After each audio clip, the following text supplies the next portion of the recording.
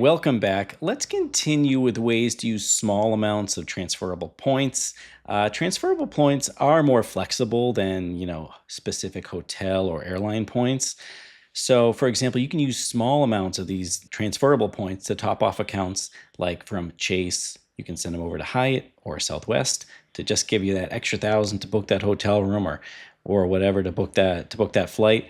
With Amex, you can do the same thing to their long list of partners from Delta to Marriott. Citi has some great transfer partners, including American Airlines, so you can book a really cheap flight using your Citi points. And Marriott, yes, Marriott points, we usually use them for hotels, but they actually have a very long list of airline transfer partners. And while it's generally not a great idea to use your Marriott points to transfer to an airline, it could make sense in some situations. The ratio across the board is 3 to 1, and you have to do a 3,000 point minimum transfer. So you transfer 3,000 Marriott points and you get 1,000 airline miles. Now you'll have to go, we always recommend, take a look at where you're transferring first, make sure there's award availability. But if for some reason you had to close your Marriott account or you found a really good Virgin Atlantic flight and you had a bunch of Marriott points, you could transfer those Marriott points over. Yeah, that's a great option just to have in your back pocket, just in case you need it. Yeah, you never know. Okay, let's talk some more specifics, starting with Chase. One great way to combat those accounts with small numbers of points is that you can combine them with a household member. You do have to call Chase, and you can only have one other card member on your account. I believe they have to live in at the same address. And when you call, you have to have their full name and card number ready.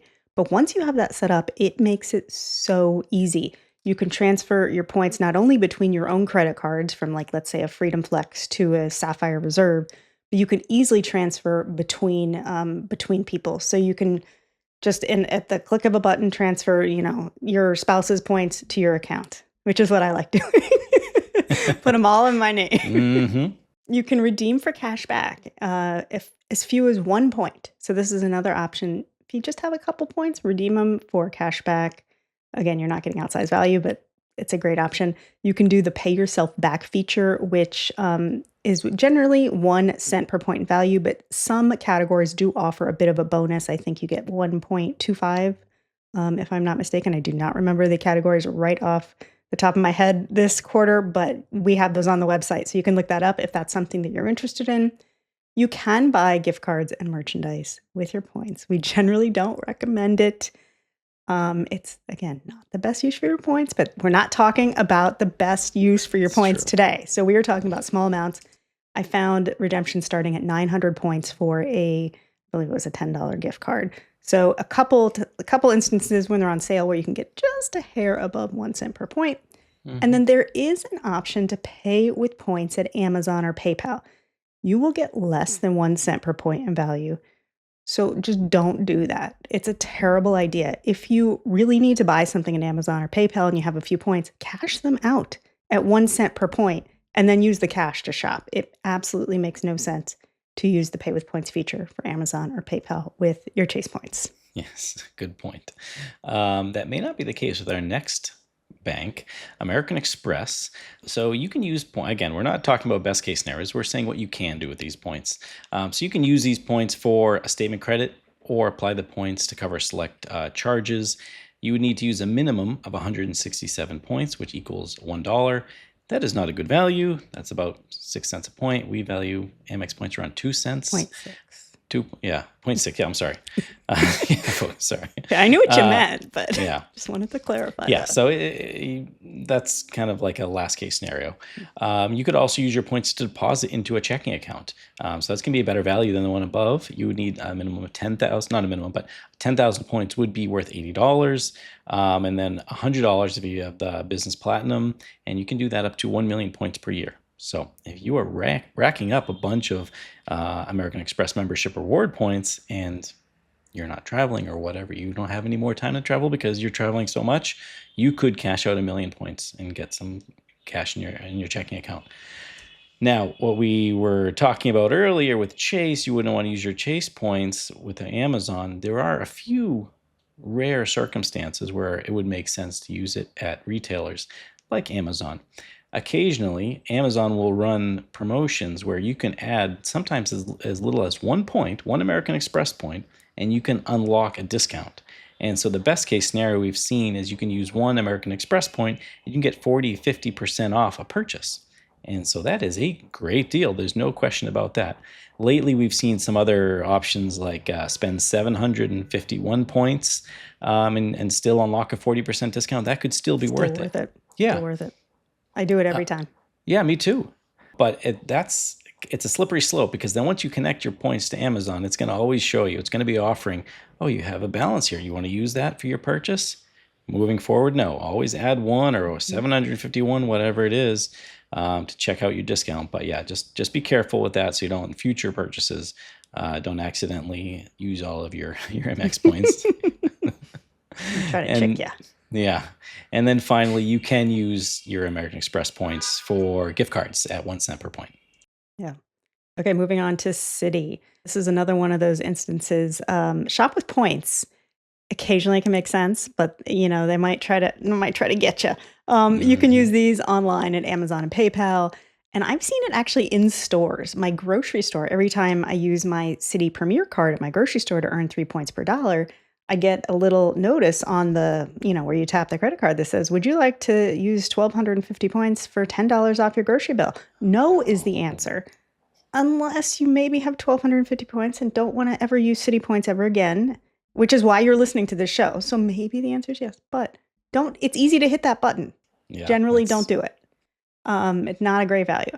You can buy gift cards, again, as low as 900 points on sale for $10 gift cards. It's usually a cent per point. A statement credit, you can get a direct deposit or a check by mail. Not a good value. Again, $10 for a $10 check or a $10 statement credit, you would need to spend 1,333 points. So, you're trying to spend those points, you'd be better off getting a gift card, yeah, which is not something we usually say on this show right. because we're usually pretty anti buy gift cards with your points. But the statement credit through Citi is just not a great deal. You can share your points with another Citi member. And this can be really valuable in some situations. But when you transfer your points, they will expire within 90 days from the day they're received. So only do this if the person you're transferring to has a really specific and immediate need for those. And then you're maxed out at 100,000 points shared and received each year. And then also with your city points, you can make charitable contributions. And this is a little bit different than what we talked about earlier about donating your points and miles. This is actually buying a credit for the charity. So you spend 1,000 points, you get a $10 um, credit for the charity, and City will send them a check for $10. So you're getting 1 cent per point in value. So this could be a really nice way to use up some points. You're getting a decent value and you're doing some good with your points. Yeah, that's cool. I didn't Yeah. know they cut a check for the charity. That's Yeah. nice. Yeah. Good. Okay, so I'm going to move on to Capital One. And now this is a program that some of our listeners are probably going to be more familiar with when it comes to using points for statement credits.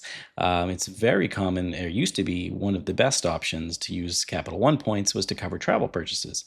You can redeem them at 1 cent per point to cover a purchase on your statement that was billed within 90 days. And this is a really solid option, especially for some travel that you can't book with points. For example, theme park tickets like Disney. If you spend $1,000 at Disney, you can just go wipe that charge off with 100,000 points. And maybe that's not the best, cent per point that you're ever going to see, but that means you can take your family to Disney for $0 out of pocket. It's not bad.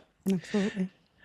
You can also book with partial miles at 1 cent per point. You can cash out those points, and now depending on the card, that will vary. So if you have a card like the Venture or Venture X, it would be a cash out. It wouldn't be cash back. You would cash them out at half a cent per point. So you'd be losing half of your points. And then, but if you had a cash back card, you'd get the 1 cent per point. So that's going to vary. But yeah, if you have those Venture or Venture X and you're considering the cash out rate, you probably have something on your statement credit that's travel coded as travel, which you would be able to use 1 cent. So that'd be a very rare circumstance. You can use your Capital One miles to shop at Amazon or PayPal. You would get zero point 0.8 cents per point, and then you can shop with your points starting at 7,500 points. So get some options.